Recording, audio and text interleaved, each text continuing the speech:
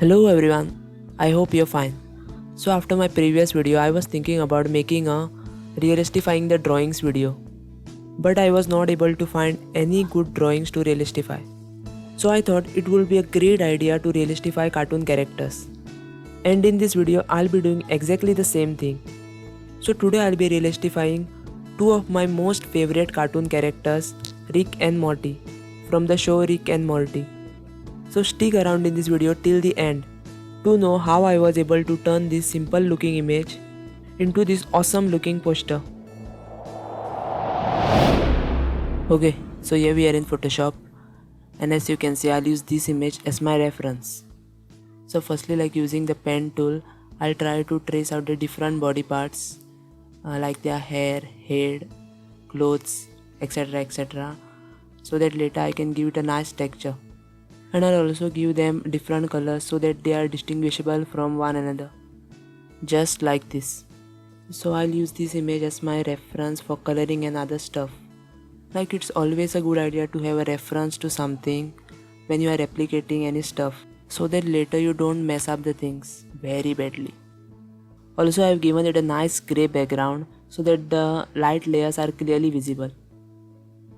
Okay, so now I'll use this skin texture which you can easily find on Google, and I'll use this image to make their face and other body parts look realistic. So firstly, I'll move this image to Rick's face and resize it so that it covers his entire face, just like this. Also, to give it a nice round look, I'll right click on it and choose wrap option and try to wrap it in a circular manner. So I'm doing this to give it a nice 3D look, so that when we look it closely it does not look flat. So now using the pen tool we'll trace out his nose, and we'll also give it the same skin texture as we are given to his face. Now we'll wrap it and we are done. Now the reason we are doing this is because it's easier for us to paint the nose separately without disturbing the entire face. Okay, so now it's time for some shading. So I'll first select his nose layer and create an hue and saturation adjustment layer above it, and then I'll clip it to the layer below, that is the nose layer. So now whatever adjustment we do, it's confined to the layer below only. So now we'll just move the lightness slider to the darker side and we'll try to give it that shadow color. Okay, so now by selecting that little white box on the adjustment layer, we'll press Ctrl+I to invert the selection. So as soon as we do that, you may notice that our black shadow is gone and also that white box turned black. Now for adjustment layer, white means it's selected and black means it's not. So now using the brush tool and choosing the white color for the brush, we'll try to paint around that nose and give it that shadow so that it looks real.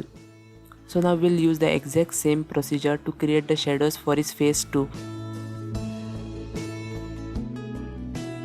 So I've also traced out his ears, and with the help of hue and saturation adjustment layer, I've given it a nice depth and it looks pretty cool. And now our character has started taking its shape. So to create his eyes, I'll use this image, cut the background, resize it and move it to my reference image. So since Rick's eyes has only that black part and not that brown thing, we'll just remove it. So in order to do that, we'll first select the brown part, sample the color surrounding it using the color picker tool, and then paint the selected region with the brush tool. And then to blend it with the eye itself, we'll just erase the sharp round edges with the help of smooth brush tool. And now at least it looks that it is the part of that eye. I'll also move that black part of the eye a little bit sideways so that it matches my reference background. So now we'll copy the same eye and move it to the other side. So to make the eyes look like they are embedded in the face and not like they are pasted on it, we'll just trace out both of his eyes using the pen tool and delete our selection from the face layer so that it looks like an eye socket. Using our hue and saturation technique, we'll give this eye socket some depth. So we can use any amount of hue and saturation layer to create our desired output. So I'll use 2 hue and saturation adjustment layer, one a little bit lighter to shade around his mouth and the second one slightly darker to create that border of his mouth. So to create his eyebrows, we'll first trace it, and then we'll just use this guy's hair to give the eyebrows that curly texture. So now we'll clip this image to our eyebrow cutout, and then we'll just resize that image so that only that hair texture is visible. And then we'll give this eyebrow some nice white color and give it some nice shadow using our hue and saturation adjustment layer technique. And his eyebrows are pretty much done. Okay, so now we'll use the exact same technique for creating his hair. But here, if we resize that image to fill our hair cutout, it will just look very bad and blurred. So to tackle this problem, we'll just select only the hair texture from that image and make multiple copies of it by duplicating that layer. And then we'll just clip all these copies to that hair cutout. And now we'll just give it some depth and nice 3D look using our hue and saturation adjustment layer technique. So now I'll just do some makeover to his face. Always do it on my own, so I gotta get through it. And the only thing I know is to love what I'm doing. Never give up, never slow, till I finally prove it. Never listen to the no's, I just wanna keep moving. Until now it looks pretty much okay. For creating a jacket, I'll use this cloth texture, clip it all over the cutout and try to wrap it in a circular manner so that it does not look completely flat. I've also separated his hands and collar part from the other part of the jacket so that it will be easier for me to shade it later. So now we'll just shade everything. Try to find out what it means. Always do it on my own, so I gotta get through it. And the only thing I know is to love what I'm doing. Never give up, never slow, till I finally prove it. Never listen to the no's, I just wanna keep moving. Yeah, I put out all this art, it's my only medicine. Yeah, everything I do, I'm just being genuine. Yeah, I'm sick of being screwed, feel my own adrenaline. Yeah, I do just what I do, and I hope you let me in, yeah.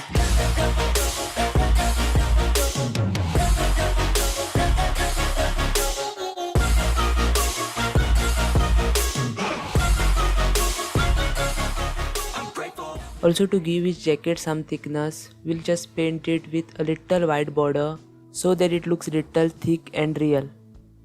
So now for creating his shirt, I'll use the same texture as we have used for the coat, just because I'm lazy. So in order to give that shirt some color, we'll first create a hue and saturation adjustment layer, clip it to the cutout. We'll just check this colorize option, and now we can give this layer any color that we want. I'll just give it a neon blue color, and then again I'll create another hue and saturation layer and paint some shadows. 3 hours later. So for his pants, I'll use this denim texture, wrap it in a nice circular fashion, create a hue and saturation layer and paint some shadows.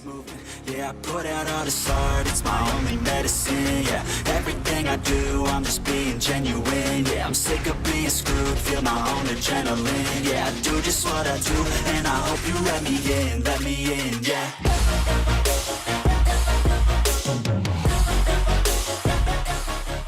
And just like that, it's done. So for his belt, I found this image. We'll just cut the background out and then we'll just resize it and move it to our desired location. I'll just remove the excess part and then give the shirt and pant region some shadows according to that belt. So to create that saliva dripping from his mouth, I'll just make use of this image. So what we'll do is firstly trace out that region and then resize that image, make multiple copies of it and then place it over that cutout. So in order to remove that black part from the image, what I'll do is merge all the copies of that saliva image and then use the screen blending mode to remove that black part. I'll also add a mask to it and invert it so that the saliva layer just becomes invisible. And then I'll select our cutout by holding Ctrl and clicking on that layer. And again I'll select the mask of our saliva layer and using a soft brush tool, I'll paint in the selected region with a white color so that the saliva reappears. And then again by using a soft black brush tool, I'll just brush around the border of the saliva to remove that sharpness from the border and maybe make it a little more realistic. So for his both hands, I'll do the exact same thing as I've done for his face. For this, I'll use multiple hue and saturation adjustment layer and since there is nothing new in it, I'll just fast forward it. Now also for Morty's face, I'll use the same procedure. Nothing new or interesting, so I'll just quickly complete it. Always do it on my own, so I gotta get through it. And the only thing I know is to love what I'm doing. Never give up, never slow, till I finally prove it. Never listen to the no's, I just wanna keep moving. Keep my head up when I act, head up, that's a fact. Never looking back, I'ma keep myself on track. Keep my head up, staying strong, always moving on. Feel I don't belong, tell my thoughts to move along. Push myself to be the best. So since the eyeball image that we used for creating Rick's eye did not look that good, so I found another image which looks better than the previous one. Since Morty's eyes also don't have that brown part, we'll just remove it. But this time we'll not use our previous technique of coloring that brown part with the surrounding white color. Instead, we'll use Content Aware Move tool to remove that part. So we'll roughly select the region that we don't want and we'll just move it away from our image. So as you can see, Photoshop has automatically filled that part with the surrounding layers, and it does not look that bad, but it still looks pretty messed up. So what we'll do is, using a lasso tool, we'll just select the part that we want to clear up, right click on it and choose the fill option. And now here in the fill pop-up, you have to make sure that contents is set to content aware. And then we'll click OK, and then Photoshop will again automatically detect the surrounding of that image and fill it with the appropriate part. Using the same technique, we'll just clean everything up. And then by using an elliptical marquee tool or the circular selection tool, whatever you like to call it, we'll just make use of it and select only the black part of that eyeball. And then we'll just move that thing onto that eyeball. We'll then just remove that black background, resize it and move it to its desired location. We'll also just duplicate it and move it to the other side. Now we'll create his eye sockets, and with the help of shadows we'll give it a nice depth and also move our eyeball behind it and also give it some shadows too. We'll also follow the same procedure for the other eye too. So in order to create the skin behind his eyes, I'll use this meat image, which I think is a pretty bad choice, but still it works. So I've already traced out that skin part, so now I'll just clip this image to that cutout. And then again with the help of some shadows, I'll try to make it look realistic. Also for creating his nose, I'll do the same thing as I've done for Rick's nose. And then again using hue and saturation adjustment layer, I'll do some makeover to his face. Listen up, cause I'll only say it once. I'm gonna show you all the path. If you want it bad, I'm gonna show you where it's at. Yeah, how you can get it back. Yeah, cause I ain't never done. I'll be number one, working hella hard until I get just what I want. Yeah, rises like the sun, yeah, fatal like a gun. Shooter's gonna shoot and I'm gonna shoot until I won. Yeah. Always do it on my own, so I gotta get through it. And the only thing I know Now is for to his love hair, what I'll use the same image, clip it to my cutout, give it a nice reddish color using hue and saturation adjustment layer and also some shadows, and we are done. So now to give his hair some realistic looking curls, what I'll do is add a mask to my hair cutout, invert it. So since we have inverted our selection, his hair will just disappear. So now we'll first select the mask, and with the help of white round brush tool, we'll just start painting it from the head, but we'll not paint it completely. We'll just keep a little gap so that we can add those curls. So I have downloaded this curly brush tool which I'll use to paint those curls, and I'll paint in the gaps which we have left earlier. And that is how you make the hair look realistic. I'll follow the exact same procedure for Rick's hair too. Now using the same previous techniques, I'll just create rest of Morty's body. Many unbearable hours later.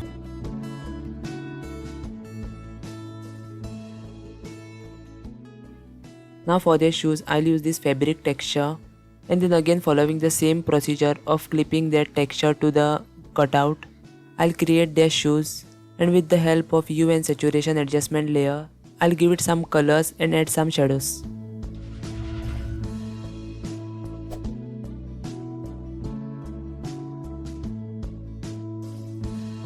And we are done. So now to create that folds on their clothes, I've downloaded various folds texture. change its blending mode from normal to overlay. So what I'll do is create a levels adjustment layer for that fold texture image, and by moving some sliders on that levels adjustment layer, I'll make the black part of that folds image more darker and white part of that image a little bit lighter so that the folds pop up nicely. And then move that image to whichever part I want to apply it. Okay, so now I'll follow the same procedure for different fold texture and apply it to various parts of their clothes. Okay, so now as you can see, I am in a new document. So this is because if I have started creating that portal, due to the enormous amount of layers in my main document, Photoshop was pretty much hanging. So I have decided to create the portal in a new document. Okay, so now to create the portal, I'll first create a reference circle. I'll just paint in a wavy pattern around that circle and then fill it with that color. So now to create that circular pattern inside that portal, what I'll do is put some random dots here and there around that circle, and then with the help of smudge tool, I'll smudge that dots in a circular manner, and I'll do the same thing for various shades of green.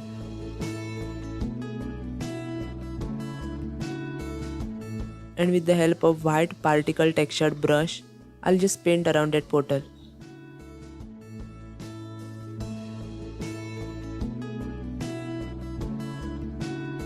Okay, so now to give our portal some depth, what I'll do is, with the help of a soft round brush tool and my foreground color set to light green, I'll just click at the middle of that portal and then change its blending mode from normal to vivid light.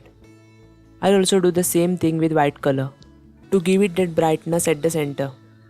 And we are pretty much done with the portal. So now I'll just copy the portal without that white background and paste it in our main document behind our characters. Now after searching the internet for like 2 hours later. I finally found this image which I think we could use as our background. So I'll crop it according to my need, and then with the help of hue and saturation adjustment layer, I'll give it some green highlights. I'll also add some glow to that portal. To the nose, I just wanna keep moving. Yeah, I put out all this art, it's my only medicine. Yeah, everything I do, I'm just being genuine. Yeah, I'm sick of being screwed, feel my own adrenaline. Yeah, I do just what I do, and I hope you let me in, yeah.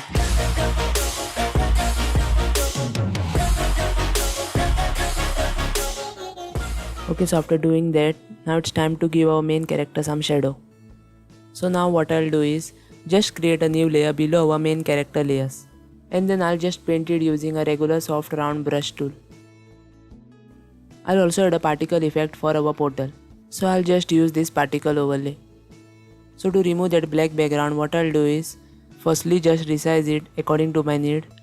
So now I'll change its blending mode from normal to screen in order to get rid of that black background. Also I'll create a levels adjustment layer for it and tweak with some settings until I'm satisfied. Now I don't know if you guys can see this, but there's this circle with black border which we had used earlier as a reference for creating that portal, and I forgot to delete it. So now we have to change this portal with a new one, but now without that circle. So now we are in the portal document, and I'll hide that circle layer.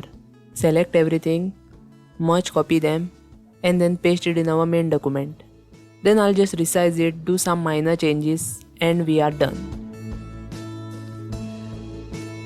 Well, this turned out pretty good considering from what we started, but that's just my opinion.